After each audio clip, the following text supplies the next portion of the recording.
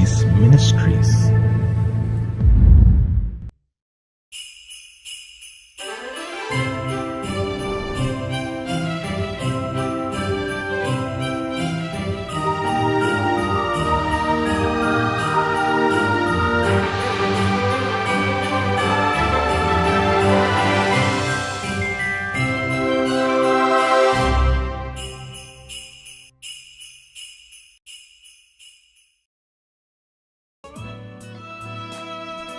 நம்முடைய தாழ்வில் நம்மை நினைத்தவரை துதியுங்கள், அவர் கிருபை என்றும் உள்ளது. சங்கீதம் 136:23.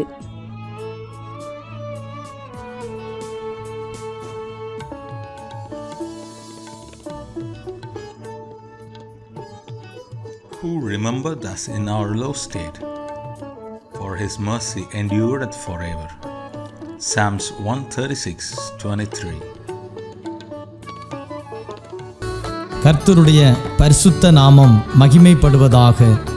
மகிழ்ச்சிகரமான கடைசி மாதத்தில் காட் கோ சீஸ் மினிஸ்ட்ரி சார்பாக உங்களை சந்திப்பதில் பெரும் மகிழ்ச்சி அடைகிறேன். இந்த ஆண்டு முழுவதும் தேவனாகிய கர்த்தர் நம்மையும் நம் குடும்பத்தையும் கிருபையால் தாங்கி நடத்தியிருக்கிறார். நம்முடைய போக்கிலும் வரத்திலும் நம்முடைய பிரயாணங்களிலும் கர்த்தர் நமக்கு துணையாயிருந்தது மாத்திரமல்ல, நம்முடைய பலவீனங்களிலே தம்முடைய வார்த்தையை அனுப்பி பலப்படுத்தியிருக்கிறார். நாம் அநேக நேரங்களிலே சோர்ந்து போய் இருந்த போதும் கர்த்தர் தம்முடைய வார்த்தையினாலே நம்மை தேற்றினார், நம்மை பலப்படுத்தினார். தேவனாகிய கர்த்தர் நம்மோடு கூட இருக்கிறார் என்பதை இதன் மூலம் அநேக நேரங்களிலே நம்மை உணர வைத்திருக்கிறார். விசேஷமாக இந்த கடைசி மாதத்திலே தேவனாகிய கர்த்தர் நிறைவான ஆசீர்வாதங்களால் நிரப்பி நம்மை ஆசீர்வதிப்பார் என்று நம்புகிறேன். கர்த்தருடைய வார்த்தையை கேளுங்கள், நம்புங்கள். கர்த்தருடைய வார்த்தை உங்கள் நடுவிலே பெரிய காரியங்களை செய்யும். தேவனிடத்திலிருந்து ஆசீர்வாதங்களை காத்திருந்து பெற்றுக்கொள்வோம். தேவனாகிய கர்த்தர் நிச்சயம் உங்களையும் உங்கள் குடும்பங்களையும் ஆசீர்வதிப்பாராக. ஆமேன்.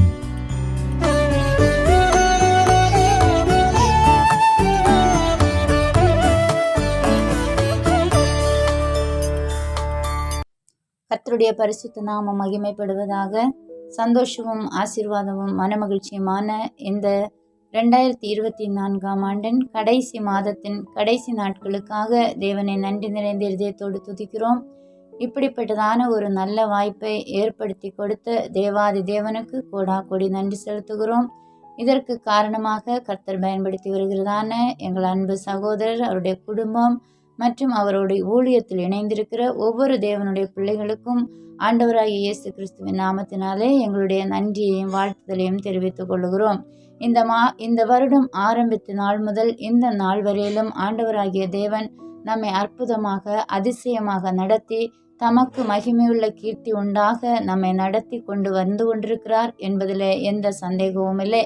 நமக்கு எதிராக வந்த சத்துருக்களை முற்றிலுமாக அதம் பண்ணி சாதாரணமானவைகளை எல்லாம் அசாதாரணமாக மாற்றி நம்முடைய வாழ்க்கையில கர்த்தர் சொன்ன ஒவ்வொரு வாக்குத்தத்தங்களையும் நிறைவேற்றி அதிசயமாக நடத்தி கொண்டிருக்கிற அவருடைய பெரிதான கிருபைகளை நினைத்து உள்ளத்தின் ஆழத்திலிருந்து நாம் அவருக்கு கொடி நன்றி செலுத்துவோம்.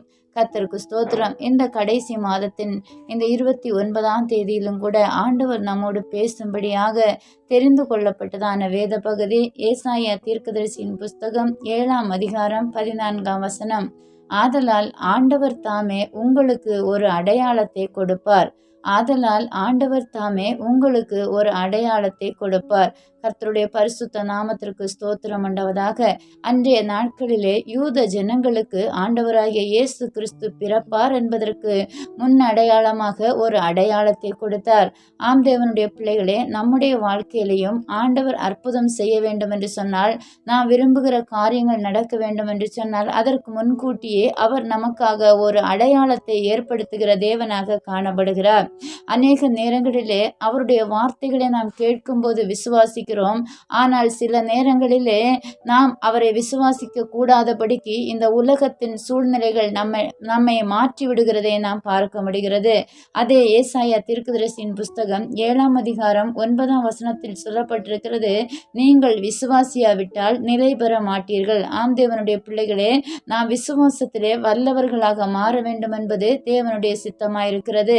நாம் விசுவாசியாதில் இருந்தால் அவருடைய வார்த்தைகள் நம்முடைய வாழ்க்கையிலே நடக்குமா நடக்காதா என்று சந்தேகத்தோடு கூட இருப்போம் என்று சொன்னால், நம்முடைய வாழ்க்கையிலே நாம் எதிர்பார்க்கிற காரியங்களிலே ஒரு நிரந்தரமான முடிவு கிடைக்காதபடி நாம் துன்பப்பட வேண்டிய சூழ்நிலைக்குள்ளாக தள்ளப்படுகிறோம்.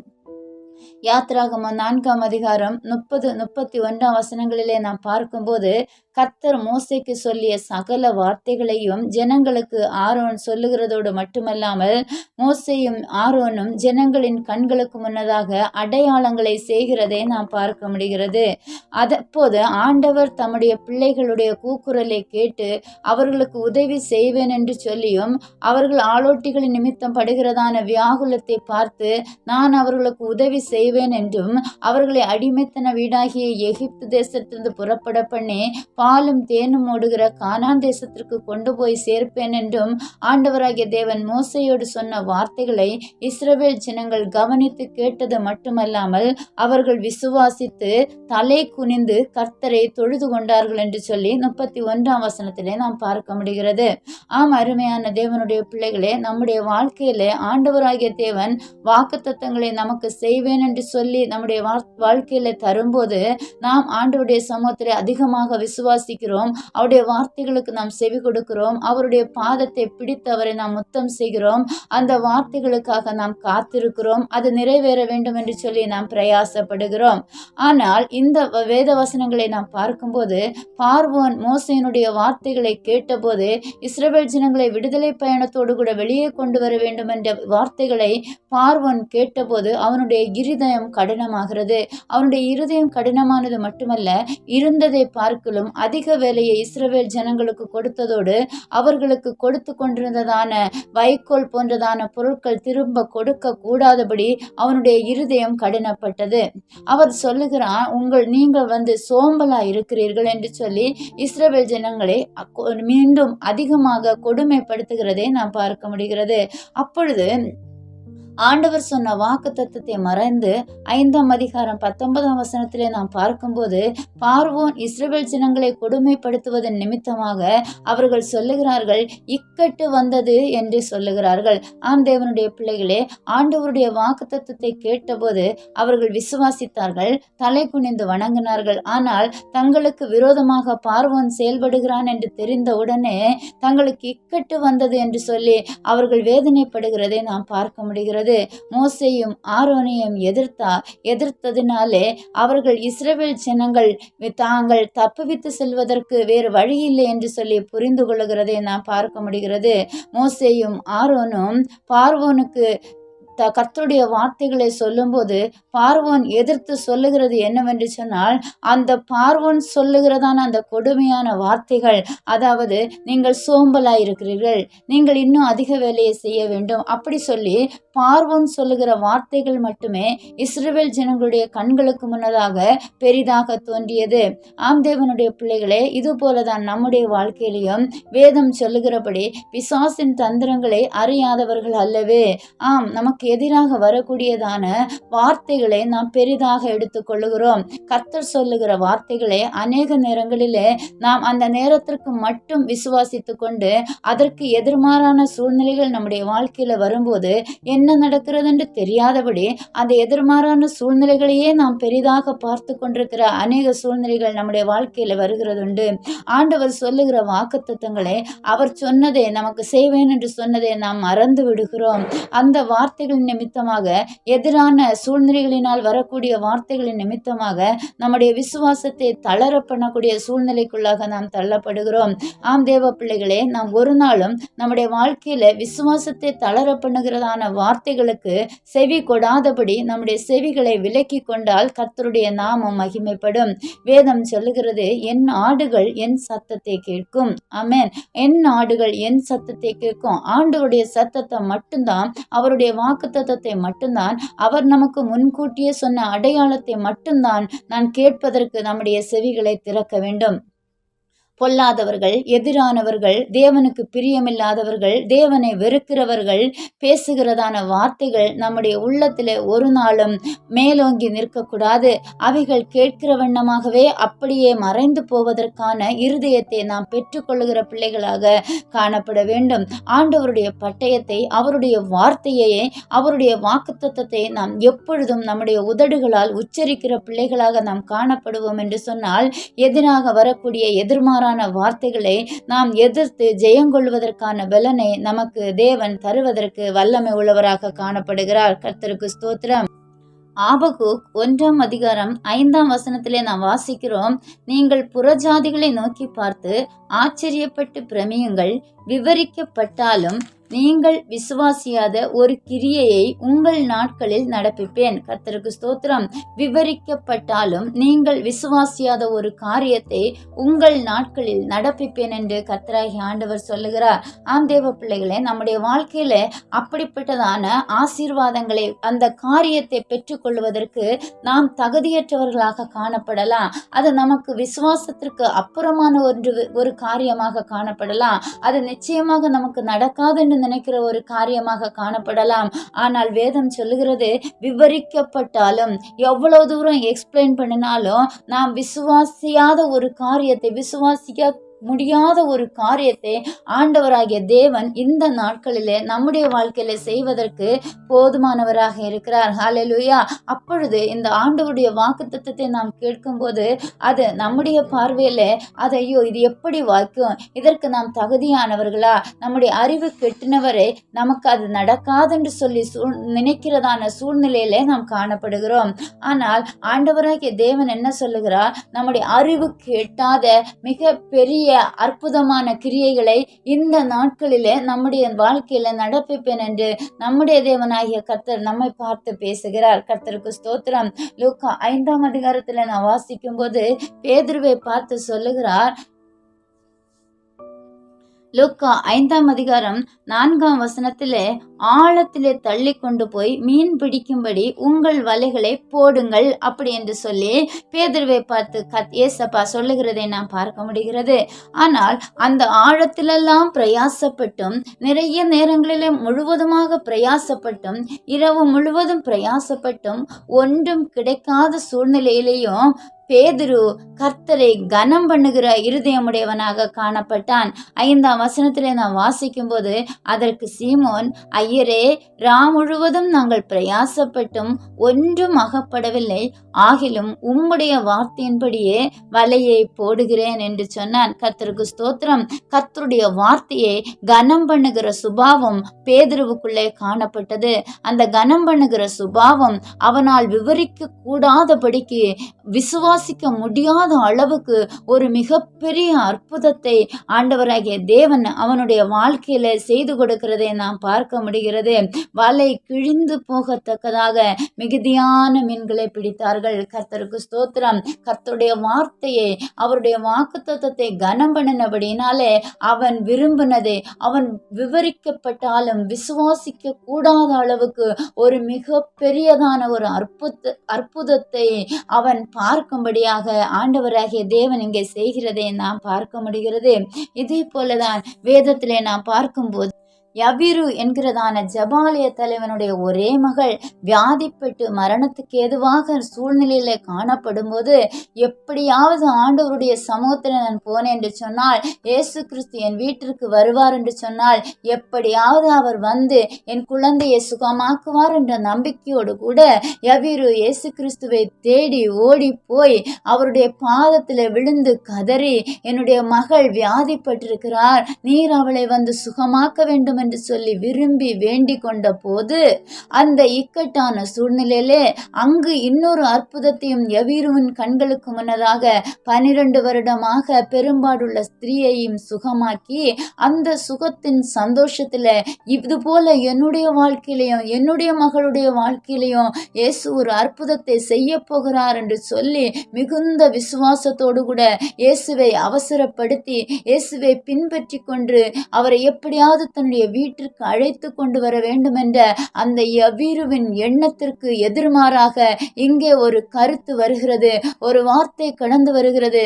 நீங்கள் போதகரை வருத்தப்படுத்த வேண்டாம், உங்கள் மகள் மரித்து விட்டாள் என்கிறதான ஒரு எதிர்மறையான வார்த்தையை கேட்டவுடனே அந்த வார்த்தையின் நடுவில், அந்த வேதனை நிறைந்த வார்த்தையின் நடுவில் அடுத்து என்ன செய்வதென்று சொல்லி தெரியாதபடி, ஆண்டவரை நான் இவ்வளவு தூரம் வந்தும் என் வாழ்க்கையில் இப்படி நடந்து போயிட்டே என்று நினைப்பதற்கு முன்னதாகவே ஆண்டவராகிய இயேசு கிறிஸ்து யவீருவை பார்த்து பயப்படாதே, விசுவாசம் உள்ளவனாய் இரு என்று சொன்னார். ஆம் தேவனுடைய பிள்ளைகளே, சூழ்நிலைகள் எதிர்மறையாக மாறும்போது நம்முடைய வாழ்க்கையில எதிர்மறையான எண்ணங்கள் வந்து விடுவதற்கு முன்னதாகவே ஆண்டவராகிய இயேசு கிறிஸ்து என்ன சொல்லுகிறார்? பயப்படாதே, விசுவாசம் உள்ளவனாயிரு, பயப்படாதே, விசுவாசம் உள்ளவனாயிரு. முற்றிலும் நம்பிக்கையற்று போகிற வேளையில நம்முடைய முகம் வாடி போகிறது, தயங்கி போகிறோம், திகைத்து போகிறோம், கண் கலங்கி நிற்கிற சூழ்நிலையில இயேசு கிறிஸ்து சொல்லுகிறார், பயப்படாதே, விசுவாசம் உள்ளவனாயிரு. நான் உன்னை அப்படியே பாதி வழியில விட்டு விட்டு போகிறதற்காக உன்னுடன் நான் வரவில்லை, இதோ நான் உன்னோடு கூட வருகிறேன் என்று சொல்லி வந்தது மட்டுமல்லாமல் யவீருடைய மகளை உயிரோடு எழுப்பி விவரிக்கப்பட்டாலும் விசுவாசியாத ஒரு அற்புதத்தை தேவன் அவர்களுடைய வாழ்க்கையில செய்கிறதை நாம் பார்க்க முடிகிறது. என்னை கேட்கிற அன்பான கர்த்தருடைய பிள்ளைகளே, ஆண்டவராகிய இயேசு கிறிஸ்து நமக்கு முன்னதாக வைத்திருக்கிறதான அடையாளம் அவருடைய வார்த்தைகள் தான். அவருடைய வார்த்தைகள் வல்லமை உள்ளது, அவருடைய வார்த்தைகள் சத்துவம் உள்ளவைகள், அவருடைய வார்த்தைகள் பயங்கரமான கிரியைகளை வெளிப்படுத்தக்கூடியவைகளாய் காணப்படுகிறது. அவருடைய வார்த்தையினால் இந்த உலகமும் அவற்றுள்ள யாவும் உண்டாக்கப்பட்டது. அவருடைய வார்த்தையினால் மட்டுமே நாம் இன்றும் பிழைத்திருக்கிறோம். ஆம் கர்த்தருடைய பிள்ளைகளை, ஒரு நாளும் அவருடைய வாக்கு தத்தத்தை நாம் மறக்கிறவர்களாக அல்ல, மறக்காதபடி அவருடைய வாக்கு தத்தத்தை உரிமை கோருகிற பிள்ளைகளாக, அவருடைய வாக்கு தத்தத்தின் வாரிசாக, அவருடைய வாக்கு தத்தத்தை பெற்றுக்கொள்ள தகுதி உள்ளவர்களாக நம்மை மாற்றிக்கொண்டு அவருடைய வார்த்தைக்காக நாம் காத்திருப்போம். நிச்சயமாக வருகிற 2025ஆம் ஆண்டு கர்த்தர் நம்மோடு செயல்படுவார். அவர் நம்மோடு கூட வெற்றி வேந்தனாக கடந்து வருவார். வெற்றியின் ஆண்டாக வருகிற வருடத்தை தேவன் நமக்கு மாற்றி தரப்போகிறார். கர்த்தர் தாமே இந்த வார்த்தையின் மூலமாய் நம்மை தாமே ஆசீர்வதிப்பாராக. ஆமேன். கர்த்தருக்கு ஸ்தோத்திரம். அப்படியாக கண்களை மூடி ஜெபம் பண்ணுவோம். தகப்பனே, இந்த வருடம் முழுவதும் எங்களை காப்பாற்றி இந்த நாளிலும் உடைய வார்த்தைகளை பகிர்ந்து கொள்ள கிருபை கொடுத்ததற்காக நன்றி ஆண்டவரே. இந்த வார்த்தைகளை கேட்டுக்கொண்டிருக்கிற ஒவ்வொரு பிள்ளைகளுடைய வாழ்க்கையிலும் தேவரீர் ஒரு அடையாளத்தை காட்டுவீராக. அவர்களுடைய வாழ்க்கையில அவர்கள் நினைக்காத அளவுக்கு, அவர்கள் விசுவாசிக்க கூடாதபடிக்கு அந்த அளவுக்கு ஒரு மிகப்பெரிய அற்புதத்தை ஒவ்வொருவருடைய வாழ்க்கையில செய்து சந்தோஷப்படுத்துங்க ஆண்டவரே. வியாதியோடு இருக்கிறவர்களை தொட்டு சுகமாக்குங்க. தேவையோடு இருக்கிறவருடைய தேவைகளை சந்திங்க. கண்ணீரோடு இருக்கிறவருடைய கண்ணீரை தொடையுங்க தகப்பனே. கடன்பட்டு இருக்கிறவருடைய கடன் தொல்லையிலிருந்து விடுதலையை கொடுங்க தகப்பனே. என்னென்ன ஏக்கத்தோடு உம்முடைய சமூகத்தில் காத்திருக்கிறார்களோ அந்த எல்லா ஏக்கங்களையும் இந்த நாட்களில் கர்த்தர் நிறைவேற்றி ஆண்டவரே, வருகிற வருடம் எல்லாருடைய வாழ்க்கையிலையும் சந்தோஷமும் மனமகிழ்ச்சியும் ஆசீர்வாதமும் பெருகுகிற ஒரு ஆண்டாக கர்த்தாவே நீர் மாற்றி தரும்படியாக நாங்கள் உம்முடைய சமூகத்தில் ஜெபிக்கிறோம், தாழ்த்துகிறோம். தொடர்ந்து இந்த ஊழியங்களை கர்த்தர் ஆசீர்வதித்து பெருக பண்ணுங்க, எல்லைகளை பெரிதாக்குங்க. உம்முடைய நாம மாத்திரம் மகிமைப்படட்டும். தாழ்த்தி திருக்கரங்களை ஒப்பு கொடுக்கிறோம். இயேசுவின் நாமத்தில் ஜெபிக்கிறோம் எங்கள் ஜீவனுள்ள நல்ல பிதாவே. ஆமேன், ஆமேன், ஆமேன்.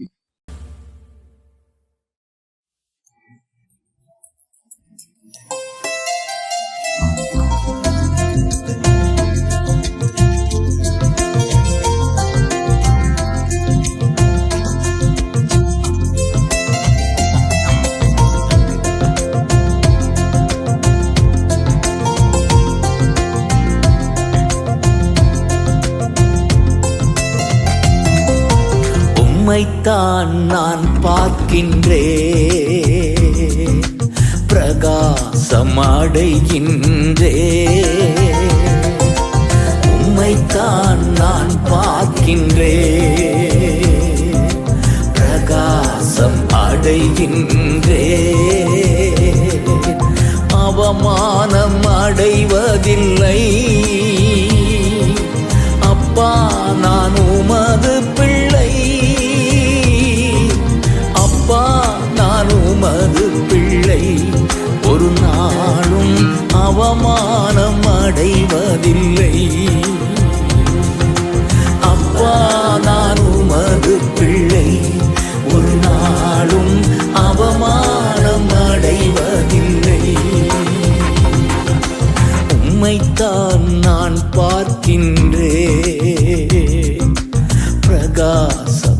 அடைகின்றே.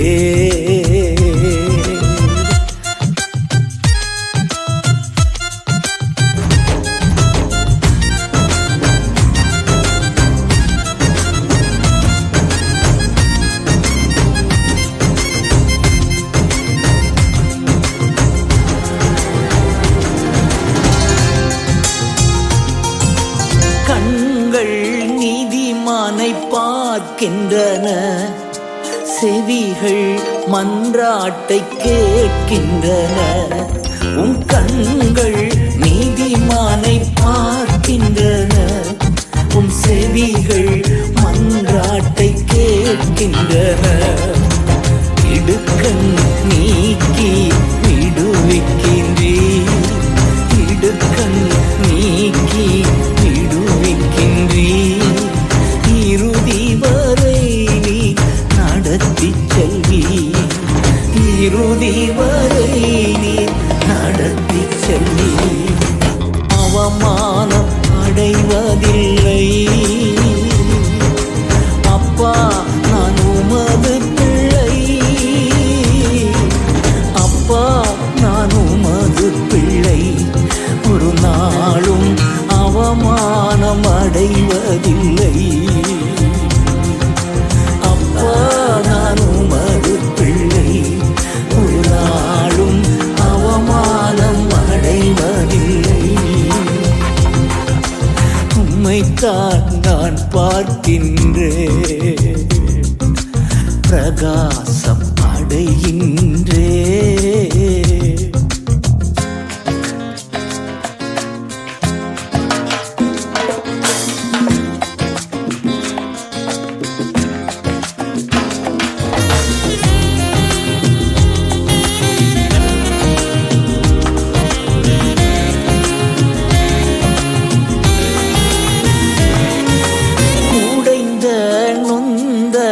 உள்ளத்தோடு கூடவே இருந்து பாதுகாக்கின்றே.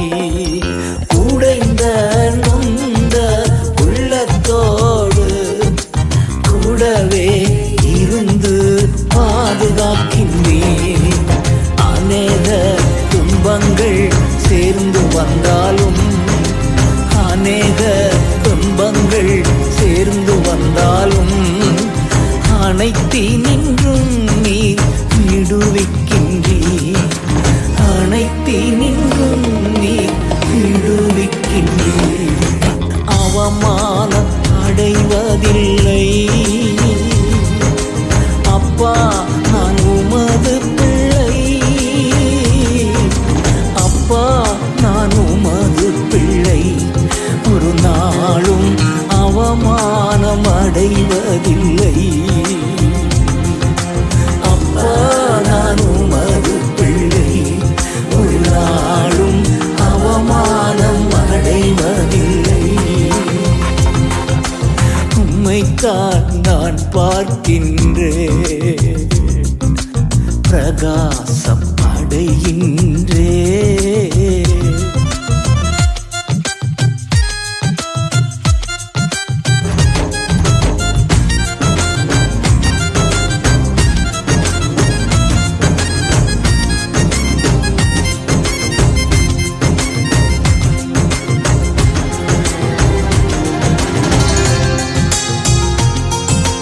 நல்லவர் இனியவர் என் ஆண்டவர், நாளெல்லாம் சுவைத்து மகிழ்கின்றே.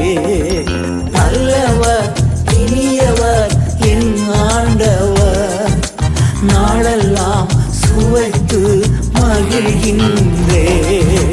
உண்மையாய் கர்த்தரை தேடும் எனக்கு, உண்மையாய் கர்த்தரை தேடும் எனக்கு ஒரு நன்மை